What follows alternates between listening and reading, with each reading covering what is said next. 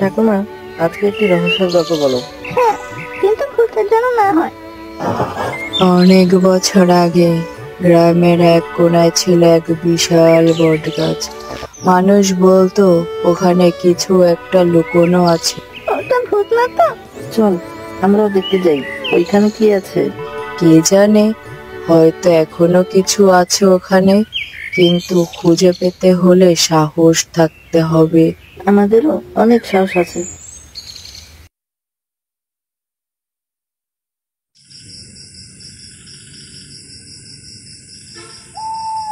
ভাইয়া, আমার না অনেক ভয় করছে।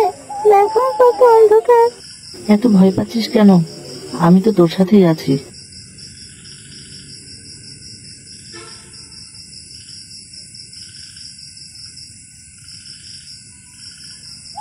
ভাইয়া, ওই দেখো গাছের তলায় একটা বাক্স দেখা যাচ্ছে।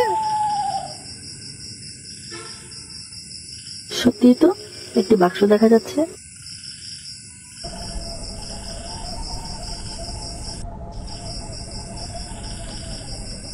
বাক্স পেয়ে গেছি, চল এবার বাড়ি ফিরে যাই।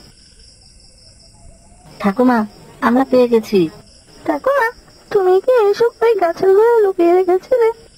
শুধু গল্প শুনলেই হয় না, অনুভবও করতে হয়।